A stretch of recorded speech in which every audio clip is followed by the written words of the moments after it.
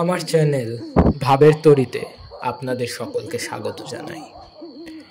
আজ একটা ভয়ের গল্প, শ্যাওলা পুকুরের পাড়ে।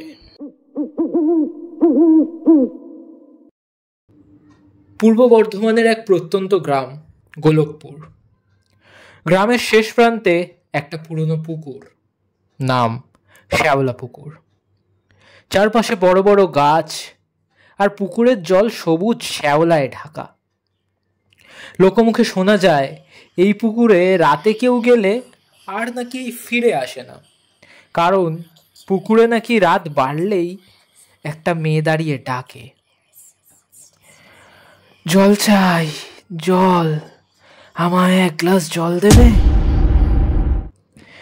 5 বছর পর শহর থেকে ফিরে এসেছে রুদ্র। ছোটবেলায় এই গ্রামে কাটানো ছেলেবেলার স্মৃতি আজও তার মনে গেঁথে আছে, কিন্তু তখনকার সেই পুকুর এখনো তেমনই আছে, অদ্ভুত, নিঃশব্দ। রাতে খাওয়া শেষ করে রুদ্র হাঁটতে বেরোয়। গ্রামের রাস্তা তখন কুয়াশায় ভরে উঠেছে। সে এগিয়ে যায় শ্যাওলা পুকুরের দিকে। কান পাতলে শুধু শোনা যায় পেঁচার ডাক আর দূরে ঝিঝির আওয়াজ। হঠাৎ এক নারী কণ্ঠে ডাক, এই যে শুনছেন? রুদ্র থেমে যায়। পুকুরের ধারেই দাঁড়িয়ে আছে একটা মেয়ে, সাদা শাড়ি, চুল খোলা, গলার স্বর নরম কিন্তু অদ্ভুত ঠান্ডা। আমাকে একটু জল এনে দেবেন? রুদ্র অবাক। এই রাতে আপনি কে? মেয়েটা হঠাৎ নিচু গলায় বলে, আমি তো এইখানেই থাকি, এই পুকুরেই।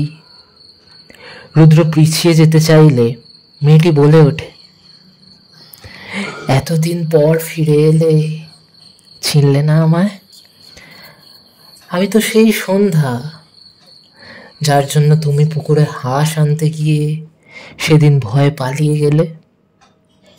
রুদ্রর মনে পড়ে 10 বছর আগে এক সন্ধ্যায় সে সত্যি এই পুকুরে খেলতে এসেছিল।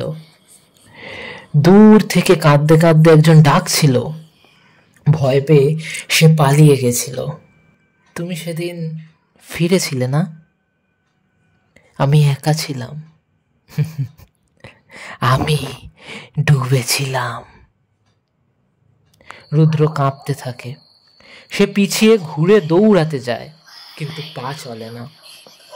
মেয়েটা ধীরে ধীরে এগিয়ে আসে। সে বলে, আমার শুধু এক গ্লাস জল চাই, তারপর তুমি চলে যেতে পারো। রুদ্র চিৎকার করতে চায়, কিন্তু গলা দিয়ে আওয়াজ বেরোয় না। তার চোখের সামনে সব খোলা হয়ে যায়। পরের দিন সকালে গ্রামের মানুষ দেখতে পায় রুদ্র শ্যাওলা পুকুরের ঘাটে বসে, চোখ খোলা, ঠান্ডা শরীর, হাতে ধরা একটা পুরনো গ্লাস, আর পাশে পড়ে আছে তার জুতো। পুকুরের জল তখনও কাঁপছে, যেন কেউ সবে স্নান করে উঠে গেছে। সব ডাকে সাড়া দেওয়া যায় না, বিশেষ করে যেটা আসে শ্যাওলা পুকুরের পাশ থেকে, একেবারে নিঃশব্দে। শুনছিলেন শ্যাওলা পুকুরের পাড়ে। গল্প পাঠিয়েছিলাম আমি, প্রিয়াংশু হালদার। গল্পটি কেমন লাগলো জানাবেন। গল্পটি ভালো লাগলে অবশ্যই একটি লাইক করবেন, আর চ্যানেলে নতুন হয়ে থাকলে সাবস্ক্রাইব করবেন। খুব শিগগিরই নতুন একটি গল্প নিয়ে হাজির হব। ততদিনের জন্য বিদায়।